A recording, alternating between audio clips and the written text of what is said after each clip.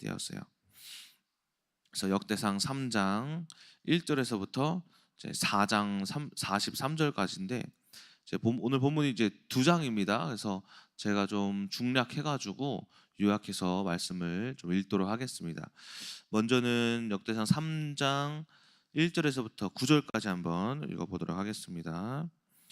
다윗이 헤브론에서 낳은 아들들은 이러하니 맏 아들은 암논이라 이스르엘 여인 아히노암의 소생이요 둘째는 다니엘이라 갈멜 여인 아비가일의 소생이요 셋째는 압살롬이라 그 술 왕 달레의 딸 마아가의 아들이요 넷째는 아도니아라 핫깃의 아들이요 다섯째는 스바다랴 아비달의 소생이요 여섯째는 이르드라드암이라 다윗의 아내 에글라의 소생이니 이 여섯은 헤브론에서 나왔더라. 다윗이 거기서 7년 6개월을 다스렸고 또 예루살렘에서 33년을 다스렸으며 예루살렘에서 그가 낳은 아들들은 이러하니 시므아와 소밥과 나단과 솔로몬 네 사람은 다 암미엘의 딸 바수아의 소생이요 또 이팔과 엘리사마와 엘리벨렉과 노가와 네벡과 야비야와 엘리사마와 엘야다와 엘리벨렛 아홉 사람은 다 다윗의 아들이요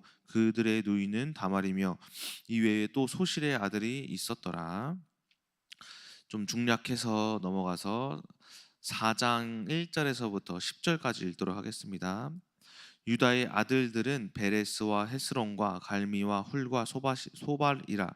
소발의 아들 르아야는 야핫을 낳고 야핫은 아후메와 라핫을 낳았으니 이는 소라 사람의 종족이며 에담 조상의 자손들은 이스르엘과 이스마와 잇바스와 그들의 매제 하술렐 보니와 그들의 아버지 분우엘과 후사의 아버지 에셀이니 이는 다 베들레헴의 아버지 에브라다의 맏아들 훌의 소생이며 드고아의 아버지 야스훌의 두 아내는 헬라와 나아라라.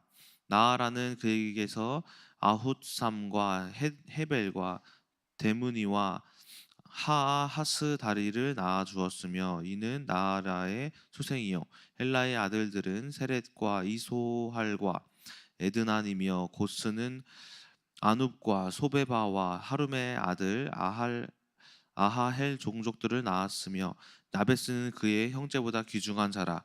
그의 어머니가 이름하여 이르되 야베스라 하였으니 이는 내가 수고로이 낳았다 함이었더라. 야베스가 이스라엘 하나님께 아뢰어 이르되 주께서 내게 복을 주시려거든 나의 지역을 넓히시고 주의 손으로 나를 도우사 나로 환난을 벗어나 내게 근심이 없게 하옵소서 하였더니 하나님이 그가 구하는 것을 허락하셨더라. 자, 이렇게 읽고 좀 넘어가서 4장 24절에서 27절 읽도록 하겠습니다. 시므온의 아들들은 느무엘과 야민과 야립과 세라와 사울이요 사울의 아들은 살룸이요 그의 아들은 밉삼이요 그의 아들은 미스마요 미스마의 아들은 함무엘이요 그의 아들은 삭굴이요 그의 아들은 시므이라. 시므이는 아들 16과 딸 6이 있었으나 그의 형제에게는 자녀가 몇이 못되니 그들의 좋은 종족이 유다 자손처럼 번성하지 못하였더라. 아멘. 여기까지 읽도록 하겠습니다. 그 이후에 계속해서 이제 족보의 말씀이 등장을 합니다. 오늘의 말씀은 이제 역대상의 말씀인데 이제 계속해서 이제 9장까지의 말씀에서는 이제 족보의 말씀이 등장을 하고 있음을 여러분들이 이제 볼 수 있을 겁니다. 오늘은 좀 역대상의 개요와 오늘 특별히 이제 4장 9절에서부터 10절에 등장하는 이 야베스에 관하여서 오늘은 말씀을 드리고자 합니다. 역대상은 전체적으로 이제 1장부터 보시면은 족보가 등장을 합니다. 그래서 1장에서부터 9장까지 해서 1장에서 이제 4장까지의 말씀에서는 3장까지의 말씀에서는 이제 아담으로부터 시작해서 왕정 시대 이전까지의 말씀이 시작되고 이제 4장에서부터 8장까지는 그 왕정 시대의 그 이후의 인물들과 9장에서는 레위의 족보로 해서 총 이제 세 분류의 족보의 말씀이 등장하는 것을 우리가 성경을 통해 역대상의 말씀을 통해 알 수가 있는데 이 말씀이에서 왜 갑자기 이제 족보가 등장하느냐라는 것에 대해서 말씀을 드리고자 합니다. 이 먼저 이 역대상은 기원전 BC 이제 400년에서 450년에서 400년 사이에 쓰여졌다라고 보여지고 있어요. 400년에서 450년. 근데 이때에 어떤 인물이 쓰였다고 보냐면은 에스라가 쓰였다고 봅니다. 그리고 그 당시 함께했던 인물들이 누가 있냐면은 이제 느헤미야. 근데 이 에스라 느헤미야 말씀을 보면은 어느 시대입니까? 페르시아 시대예요. 페르시아. 이 페르시아 시대 때 사람인데 이 에스라와 느헤미야가 이스라엘에게 했던 행위들 중에 어떤 것이 있냐면은 정책성 회복, 그리고 이제 성전 건축, 그리고 이제 육적인 정책성뿐만이 아니라 영적인 정책성과 영적인 성장을 위해서 힘쓴 인물들인데, 그들이 영적 성장과 이런 정체성을 회복하기 위하여서 이 역대상과 역대하를 썼다는 것을 볼 수가 있습니다. 근데 왜 그러냐면은 그 당시 포로가 된 이후에 고레스 칙년이 586년 선포가 되어지고, 그리고 이제 점차 사람들이 포로 귀환으로 통하여서 이스라엘로 다시 복귀를 하였는데, 그때 이스라엘 백성들이 이스라엘에 돌아와 가지고 보니까는 그 솔로몬이 지었던 그 성전이 완전히 무너져 있고, 그래서 스룹바벨이라는 유다 지파를 통하여서 제3의 성전이 건축되기 시작하는데, 이때 사람들이 성전을 건축하면서도 이제 의문이 드는 거예요. 우리가 이렇게까지 완전히 무너져서 포로가 되었다가 다시 돌아와서 성전도 다시 건축을 하고 그 나라를 다시 세우고자 하는데, 여전히 하나님께서는 우리들의 하나님이 맞으신가? 이런 의문이 들었던 거예요. 그리고 또한 하나님의 아브라함의 언약은 아직도 유효하신가? 그리고 또 이러한 질문이 있던 거예요. 포로가 된 이후에 그 포로 생활 가운데에서 오직 이스라엘 사람들끼리만 결혼하지 않고, 특히 이제 아수르 때 끌려갔던 사람들은 이제 아수르의 정책이 이제 민족성 파괴의 정책이 있었잖아요. 그래서 그 아수르 사람들은 뭐 암논 뭐 아니면은 뭐 에돔 뭐 여러 가지 나머지 블레셋이라든가 다른 지역의 민족들과 이스라엘 민족들과 뭐 또 다른 민족 뭐 암몬과 블레셋, 그래서 혼혈 민족들을 많이 만들어냈어요, 일부러. 왜냐면 그들이 이제 우리 대한민국 하면은 대한민국의 어떤 정체성으로 인해서 막 일어나자 이러한 이제 쿠데타가 일어날 수 있잖아요. 그러한 모든 이제 반란의 세력들을 다 저지하고자 아수르가 이런 혼혈 정책을 펼쳤는데, 이렇게 펼쳐진 그 사람들 에게도 우리가 이렇게 민족들이 섞였는데 하나님께서는 우리를 또 구원하실까? 라는 이러한 정체성의 혼란으로 말미암아 이제 에스라가 족보를 통하여서 우리가 어떤 민족이고 어떻게 회복되어야 하고, 하나님은 다시 어떤 분이신지 우리가 언약을 다시 재갱신하고, 또한 우리가 돌아가야 할 목표는 다윗의 그 왕정 시대 때 그 다윗의 때처럼 가장 이스라엘이 번영했을 때로 우리가 돌아가자라는 그러한 정체성의 회복과 목표를 가지기 위하여서 이 역대상과 역대하가 쓰여지기 시작했다라고 볼 수가 있습니다. 그래서 이 에스라라는 이제 레위 계열의 인물, 이 제사장 계열의 인물을 통하여서 점차 이스라엘이 회복되기 시작을 하죠. 자, 그렇게 어떤 그런 목적을 말씀을 드렸고, 이 역대상과 역대하는 이제 사실은 한 두루마리로 되어 있어요. 한 문서입니다. 네, 그래서 그 이름을 역대기라고 하는데, 이 역대상하로 나눈 이유가 뭐냐면은 두 가지가 있어요. 첫 번째가 그 분량 때문이라고도 봐요. 역대상과 역대하의 분량이 너무 길어서 그 문서를 보관하는 데에 좀 어려움이 있기 때문에 분류를 했다. 또 하나는 이스라엘 역사의 구조적 문제. 이스라엘이 언제부터 큰 죄를 범하기 시작했냐면은 솔로몬 이후에 그 북이스라엘과 남유다로 갈라졌을 때에서부터 이제 특히 북이스라엘은 굉장히 큰 죄를 범하기 시작했죠. 그래서 그 시기와 그 이전 솔로몬까지 분열 왕국 시대까지의 이제 시기를 나누기 위하여서, 그래서 역대상은 딱 솔로몬까지의 이야기가 등장을 하고, 그 이후로부터 분열 왕국 시대의 역대하부터 분열 왕국 시대의 말씀으로부터 시작을 합니다. 자, 이렇게 해서 두 가지의 이유로 인하여서 역대 상과 역대 하가 나누어졌다라는 겁니다. 그래서 결국에는 이 계속해서 이어지는 이 족보의 이유는 어떤 신앙 회복, 언약 회복, 정체성 회복, 그리고 목표와 제사장직 회복과 같은 영적인 이유로 족보가 등장을 하고 있음을 제 말씀을 드립니다.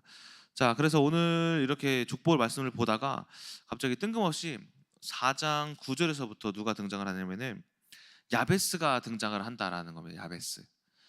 보시면은 야베스는 그의 형제보다 귀중한 자라. 그의 어머니가 이름하여 이르되 야베스라 하였다. 그래서 그 야베스의 이름이 뭐냐? 이름의 뜻이 내가 수고로이 나왔다 함이러라. 그래서 야베스가 훗날 기도하여 이르되 하나님께 아뢰어 이르되 내게 주께서 내게 복을 주시려거든 나의 지역을 넓히시고 주의 손으로 나를 도우사 환난을 벗어나게 하시고 내게 근심이 없게 하소서 하였더니 하나님이 그가 구하는 것을 다 허락하였다라는 말씀이 등장을 합니다. 근데 이제 갑자기 족보가 등장하다가 뜬금없이 야베스의 이야기가 등장을 합니다.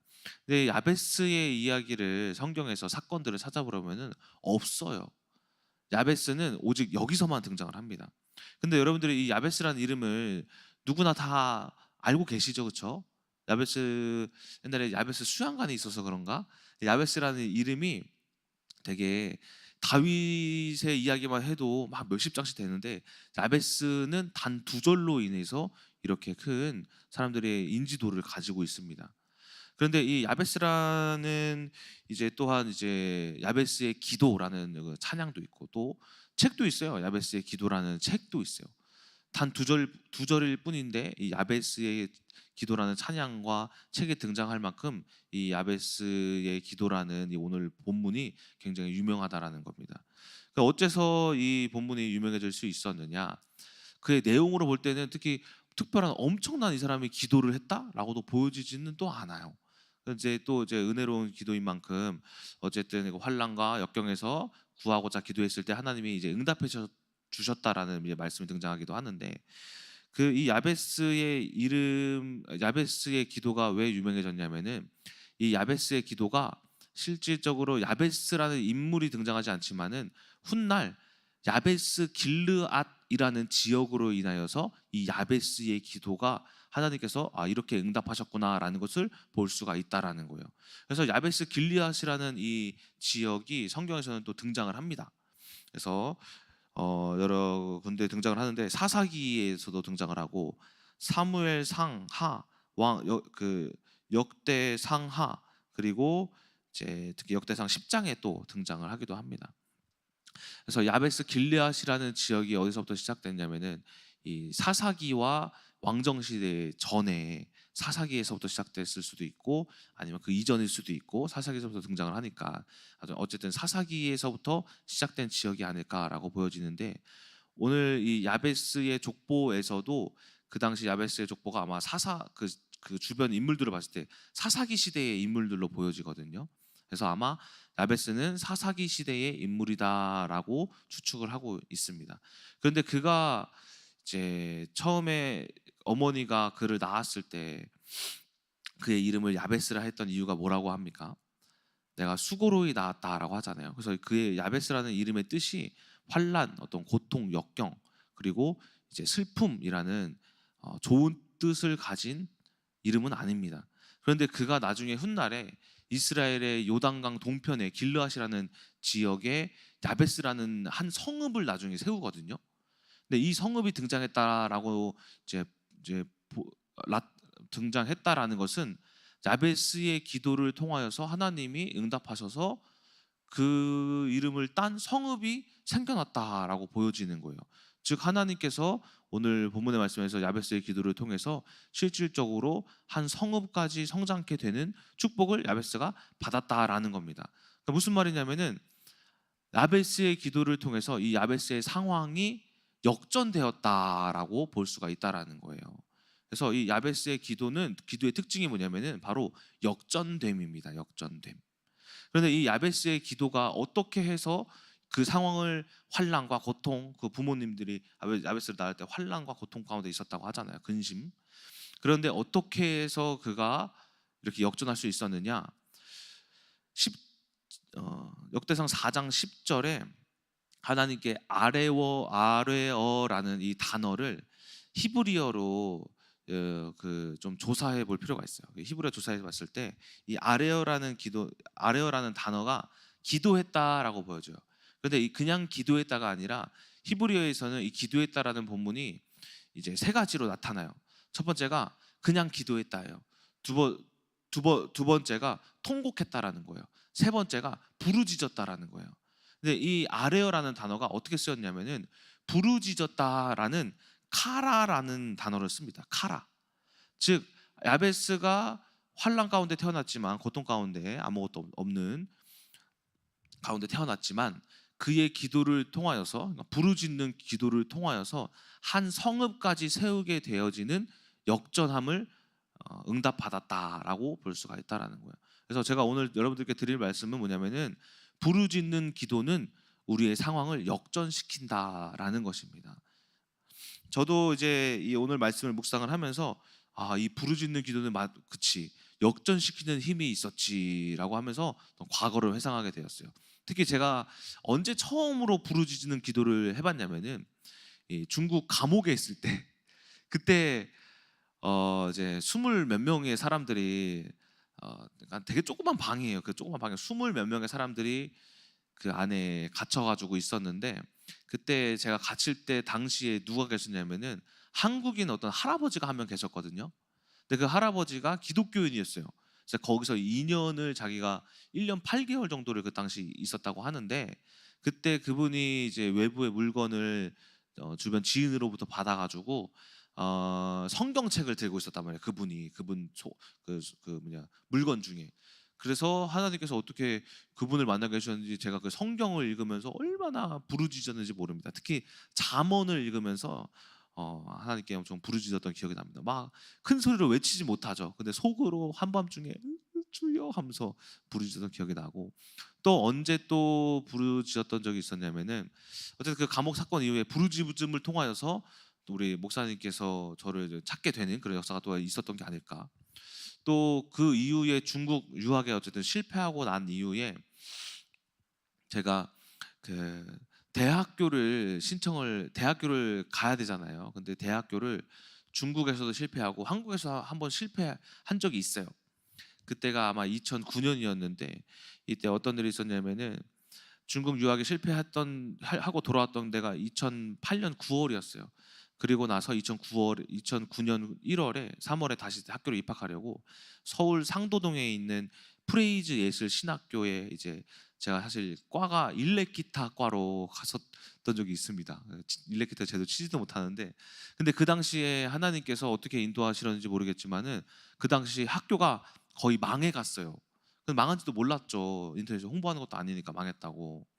근데 어떻게 망했냐면은 교수님들에게 월급을 못 줬어요. 그 학교가 사립 학교인데. 그래서 월급을 못 줘서 그 제가 들어갔던 해에 그때부터 그 학기부터 교수님들이 학교를 안 나오셨어요.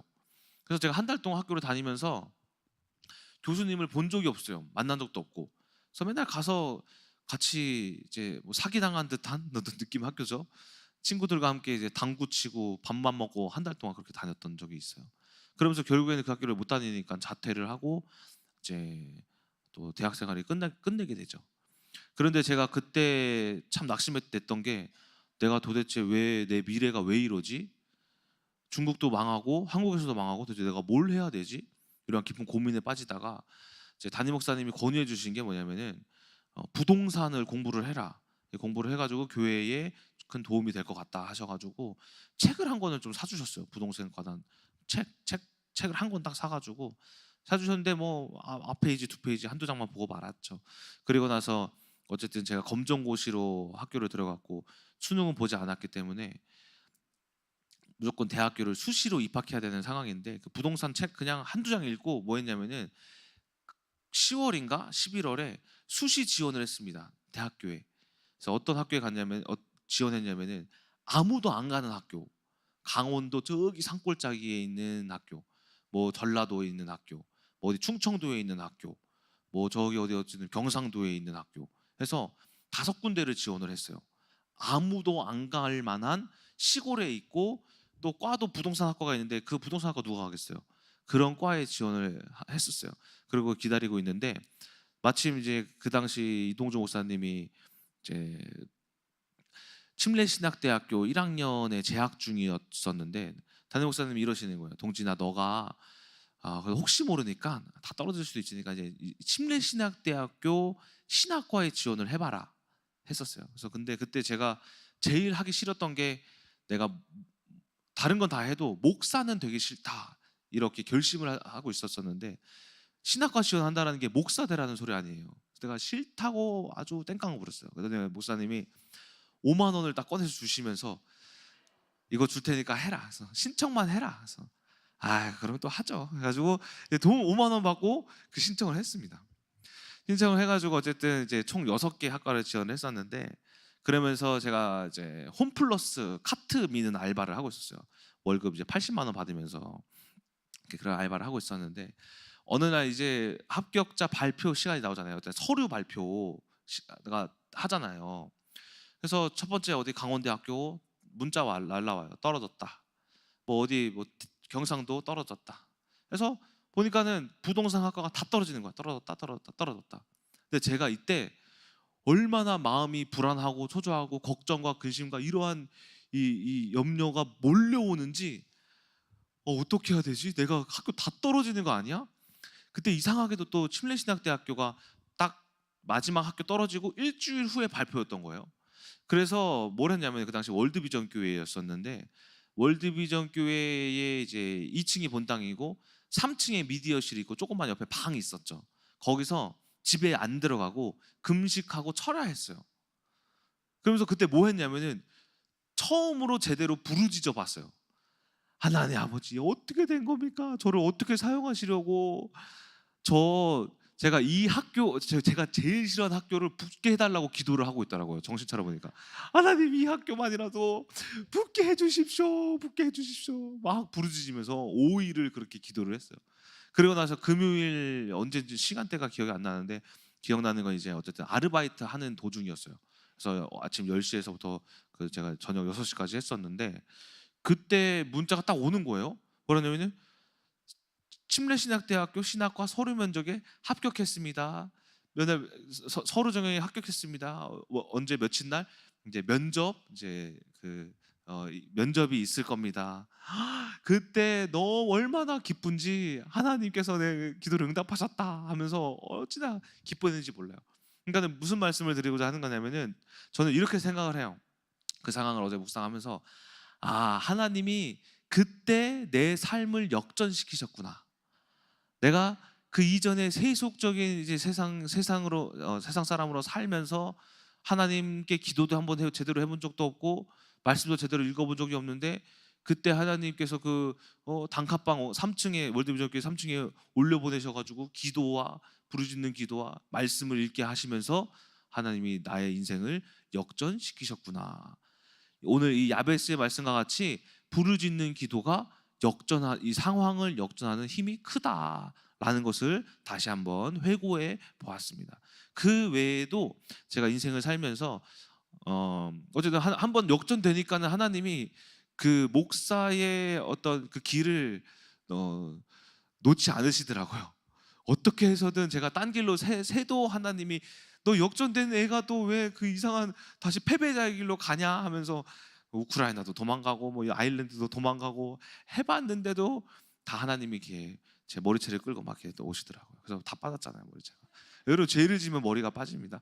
자, 어쨌든 근데 그 이후에도 제가 또 한 번 어떤 적이 있었냐면은 한번 도망갔다가 아일랜드에서 갔다가 다시 돌아왔어요. 근데 제가 그때 대학원생이었는데 왜 도망갔냐면은 대학원에서 공부를 하는데 교수님이 한국말을 하는데 이해가 안 돼요. 한국어 책을 읽는데 성경을 읽는데 성경을 제대로 묵상해 본 적이 없어서 이해가 안 돼요. 제가 대학교를 허투루 다녔거든요. 또 거기서 저 이야기하는 이제 교재로 가져오라는 책을 샀는데 다 철학책이에요. 이해가 안 되는 거예요. 그래서 도망을 갔거든요. 그래서 그리고 나서 돌아와가지고 어쨌든 아일랜드에서도 망하니까 돌아와가지고 하나님께 또 처음으로 그때 부르짖는 기도를 또 했던 적이 있어요. 그 당시 어떻게 보면 두 번째죠. 그때 이제 돌아와 가지고 1학년 1학기 하고 도망갔다가 1학년 2학기 하고 다시 돌아와 가지고 뭐 했냐면은, 제가 2학기 때 공부가 뭐 되겠어요? 그 학교 지하에 기도실이 있는데 기도실에 뭐 기도하는 사람 없어요, 많이. 내려가 가지고 그 한 학기 동안 기도만 했어요. 기도만. 하나님, 저 이렇게 부르셨으면 지혜를 주셔야 될 거 아니에요. 성경이 이해가 안 되고 책이 이해가 안 되고 한국 사람이 한국말 하는 것도 이해가 안 되는데 어떻게 공부를 하라는 겁니까? 하면서 막 한탄하면서 하나님께 막 원망하면서 막 기도를 했던 적이 있어요. 근데 어느 날 기말고사 때였던 것 같아요. 2학기 기말고사. 아니야. 어, 2학년 1학기 이제 1학기 중간고사였던가 그랬던 것 같아요. 그때 어느 날 보니까는 교수님이 하는 말이 이해가 되기 시작하는 거예요. 또 그 당시에 썼던 책들이 읽혀지기 시작하는 거예요. 그리고 성경을 보니까 성경이 그렇게 재밌을 수가 없어요. 그래서 어느 날은 다 모든 게 다 이해가 되고 깨달아지더니만은 제가 처음으로 제 발로 도서관에 가가지고 도서관에 가가지고 한 6시간인가 화장실도 안 가고 밥도 안 먹고 책만 읽었어요. 어떤 그 신학교에서 이야기하는 그 주는 책이랑 성경책만 6시간 동안 읽었어요. 근데 6시간 동안 이게 너무 재밌더라고요. 그 이후로 또 뭐가 되기 시작했냐면 공부가 되기 시작했어요. 책이 이해가 되기 시작했어요. 제가 지금도 철학자들이 어렵다라는 무슨 마르틴 하이데거 책 읽고 있어요. 요즘에도 어떤 시간과 존재, 그리고 신학책, 성경책, 어려운 책들이 다 읽혀지기 시작하는 게 그때였어요. 그러므로 제가 그때 하나님께서 뭘 주셨냐면, 내가 부르짖음으로써 하나님이 지혜를 주셨구나. 그 이후로 전도사고시 한 번에 통과해, 강도사고시 한 번에 통과해, 목사고시 한 번에 통과해. 저 그렇게 할 수 있는 사람이 아니에요, 사실은 진짜. 왜냐면 저는 바보거든요. 사모님이 저를 뭐라고 했냐면은, 동진아, 너는 참 귀여웠대. 그래서 어머니, 왜요? 바보 같아서 귀여웠어. 왜 바보 같아요? 너 이름을 부르면은 항상 반응이 1초가 늦더라. 어떻게 해요? 동진아 부르면은 네? 하면서, 동진아 하면 내가 동진인가 생각하고 네 이랬대. 이 정도. 그리고 초등학교 올라가면서도 뭐 하지 마라 그러면은 예 하면서 뭐 하지 마라는 말을 들은 건지 못 들은 건지 막 이상한 구멍에 손가락 놓고 있고. 아무튼 이렇게 제가 바보였는데, 그러니까 여러분들은 다 정상적이잖아요. 근데 저는 이 정상으로 된 게 뭐냐면은 역전된 거거든요. 이처럼 저의 삶 속에 어쨌든 그 대학원 생활에 부르짖음을 통하여서 하나님이 이 지혜로서 나를 역전시키셨다라는 거예요. 그 외에도 이 부르짖는 기도의 힘을 깨달아 결혼 생활, 뭐 자녀 문제, 또 작년에 어학연수 때에도 굉장히 어려움이 있었거든요. 그런 여러 가지 부르짖는 기도를 통하여서 하나님께 응답받았던 기억들을 한번 회상해 봤습니다. 무슨 말이냐? 여러분들께서 이 부르짖는 기도를 통하여서 상황을 역전시키셔야 된다라는 거예요. 지금의 상황을 하나님이 만드시고 역전하시는 상황으로 만들고 싶으시다라는 분들은 오늘 말씀이 끝나고 기도하는 그 시간에 부르짖는 기도를 통하여서 하나님의 역전하심을 경험하시는 여러분들이 되셔야 한다라는 거예요. 결론입니다. 자, 성경에서도 보면은 역전되었던 상황을, 하나님께서 역사하셨던 상황의 특징을 여러 가지를 찾아봤는데, 바로 부르짖는 기도가 그 하나님께서 역전하시는 발판이 되셨다라는 거예요. 출애굽기 2장 23절에 하나님께서 이스라엘을 출애굽하기 위하여서 하나님이 무엇을 들으시느냐? 이스라엘 백성들의 고돈 노동으로 말미암아 탄식하여 그들이 부르짖는 소리가 하나님께 상달되어 하나님이 들으셨더니라고 합니다. 그러므로서 뭐가 시작됐습니까? 출애굽, 노예에서 자유라는 역전이 시작되었다. 그 외에도 광야에서의 이스라엘 백성들이 물이 없어 목말라 할 때에 모세가 그 하나님 앞에 부르짖었더니 하나님께서 그 마라의 쓴물을 달게 하셨다라고도 기록되어 있어요. 사사기에서도 그 이스라엘 백성들이 어려움을 겪을 때 그 어려움 속에서 이스라엘 백성들이 부르짖으니 하나님이 사사들을 세우셨다라고 합니다. 또 사무엘상 1장에서도 한나가 통곡하였더니, 이것도 부르짖는 카라예요. 부르짖었더니라는 그 부르짖음 속에서 하나님이 사무엘을 주십니다. 또한 사무엘도 마찬가지로 사무엘상 9장에서 이스라엘이 전쟁에 나려 할 때 그가 어린 양을 바쳐 하나님께 부르짖으니 블레셋 군인들이 우레를 통하여서 패배하는 그런 역사가 일어납니다. 그 외에도 엘리야가 사르밧 과부를 만나는 이제 사건이 있잖아요. 그 사건 속에서도 엘리야가 부르짖음에 사르밧 과부의 아들이 죽었다가 살아납니다. 또 히스기야 왕, 역대하 32장 히스기야 왕과 이사야가 아수르의 군대 18만 5천 명이 그 이스라엘을 치러 들어왔을 때 그 둘이 부르짖었다라고 합니다. 부르짖었더니 하룻밤 사이에 18만 5천 명이 전멸을 당합니다. 히스기야가 그 이후에 병에 걸려 죽게 되었는데 하나님께 부르짖으니 그가 15년의 생명이 연장이 됩니다. 등등등등. 이 부르짖는 기도를 통하여서 누구는 노예에서 자유함으로, 또한 물을 먹지 못하는 갈급함에 해소되어지는, 전쟁에서 승리하는, 자녀가 없던 문제에서 자녀가 생기는, 죽을 병에서 죽은 자가 살아나는, 죽을 병에서 생명이 15년이나 연장되어지는, 이길 수 없는 전쟁 아수르의 18만 5천 명을 하나님께서 승리시키는 이러한 역전의 능력이 부르짖는 기도 속에 있다라는 것입니다. 여러분, 응답이 필요하십니까? 오늘 이 시간 부르짖는 기도를 통하여서 여러분들이 하나님이 역전시키시는 그 상황을 경험하시는 여러분들 되시길 소망합니다. 이처럼 오늘 기도를 통하여서, 부르짖는 기도를 통하여서 오늘 어떠한 삶과 어떠한 일들, 사건들이 벌어질지 모르고, 또한 이전에 겪어왔던 또 지금의 현재의 상황을 하나님이 아시오니 모든 상황을 부르짖은 가운데에 하나님께 그 목소리가 상달되어서 우리가 오늘 하루도 그 부르짖는 기도를 통하여서 역전하시는 하나님을 경험하시는 여러분 되시길 주님의 이름으로 소망합니다. 기도하고 마치겠습니다. 사랑의 하나님, 감사합니다. 오늘 야베스의 그 기도는, 야베스는 환난과 고통 가운데 있던 사람입니다. 하지만 성경을 보니 그가 정말 하나님이 응답하셨군요. 그의 상황을 역전시키셨군요. 그가 야베스 길리앗이라는 한 성읍을 이루었군요. 이처럼 우리가 부르짖는 기도를 통하여서 모든 상황이 역전되기를 소망하오니, 주님, 오늘 이 시간 저희 기도가 하나님의 나라에 상달되어서 그 하나님이 계획하시고자 하는 모든 응답과 계획들이 이 땅에 내려와 모든 축복을 또한 역전시키는 하나님을 경험하는 큰나무교회 성도님들 되게 하여 주시옵소서. 살아계신 예수 그리스도의 이름으로 기도드렸습니다. 아멘.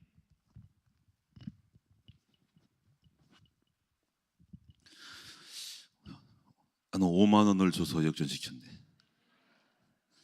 그래서 성경에 갑자기 떠올라가지고 잠언서 보면요, 선물은 사람의 마음을 움직인대요. 그래서 여러분 5만 원을 다 주셔야 돼. 그 말은 뭐냐면 누군가에게 이렇게 선물을 주는 거죠.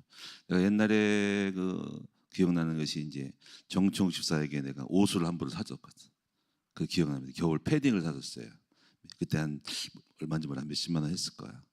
근데 그게 늘 마음이 오거든요. 아마 그런 어떤 영향력이 있을 거예요. 사람들의 마음을 감동하는 것은 이제 적절한 선물들이 중요하죠.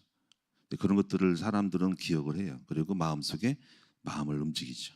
그래서 여러분들이요, 우리가요, 그런 지혜를 많이 얻으시기를 바랍니다. 그래서 선물들을 많이 좀 필요한 사람들에게 이렇게 주는 마음을 가지면 좋습니다. 저 마음속에도 이렇게 내가 이제 누구 주변에게 작은 거를 사다가 이렇게 보내야 되겠다라는 마음이 들고, 또 실천하지 못한 것도 있어요. 그래서 여러분, 이제 오늘 그런 축복 속에 들어가서 이렇게 은혜를 끼치게 할 수 있는 그런 것들이 한 사람의 인생을 바꿀 수 있다라는 것입니다. 우리 기도하도록 하겠습니다. 하나님 아버지, 오늘은 대통령 선거일입니다. 하나님께서 가장 필요한 사람을 하나님께서 절대적인 주권 속에서, 우리의 생각은 내가 안 맞아도 또 하나님의 뜻 가운데 있는 것을 인정하고 받아들일 수 있는 그런 선택 속에서 있습니다. 하나님께서 이루시옵소서. 주님이 행하시옵소서. 우리 다만 우리의 생각 속에 최선을 다할 뿐이고, 그 모든 것들을 이루시는 분은 하나님이심을 믿습니다. 오늘 우리의 중요한 결정과 사건과 행동이 사람들의 마음을 움직이고 바꿀 수가 있습니다. 하나님께서 은혜 가운데 인도하여 주옵소서. 오늘 제가 할머니를 모신 것도 저의 인생을, 결혼에 대한 인생의 역전을 시켰습니다. 나는 그 5만 원이 우리 아들의 인생을 바꿀 줄을 몰랐는데, 그런 작은 것들이 또 그렇게 된 것을 보고 놀랍니다. 그 경험을 통해서 이런 일이 있었구나라는 거를 잊어버리고 있었는데 회상하게 됩니다. 그렇구나. 하나님께서 우리가 베푸는 작은 선행들이 어쩌면 그 사람들에 대한 인생을 바꿀 수 있음을 알게 됩니다. 하나님 내 주변을 돌아보게 해주시고 뭐 크지 않더라도 작은 거라도 마음을 쏟을 수 있는 그 선행들을 베풀시도록 도와주옵소서. 우리에게 있는 어린아이들이 너무 많습니다. 그 어린아이들이 가난한 아이들이 있는데 그 아이들에게 작은 선물과 용돈을 줄 때 그 아이는 그를 평생도록 잊지 않고 기억할 것입니다. 하나님 아버지, 우리 주변 속에 사람들을 마음을 바꿀 수 있는, 인생을 바꿀 수 있는, 역전시킬 수 있는 그런 것들을 우리가 알고 행할 수 있는 지혜로운 우리가 되게 하여 주시옵소서. 그 작은 선물이 그 깜짝 놀라고 그 아이의 마음에 기억할 수가 있어요. 하나님께서 도와주시옵소서. 우리의 선행이 아버지 사람을 바꿀 수 있습니다. 하나님께서 오늘도 예물 드렸습니다. 복을 내려 주시옵소서. 오늘도 승리하게 하여 주옵시고 늘 어떤 상황이 와도 누리게 하여 주옵소서. 예수님의 이름으로 감사하며 기도하옵나이다. 아멘.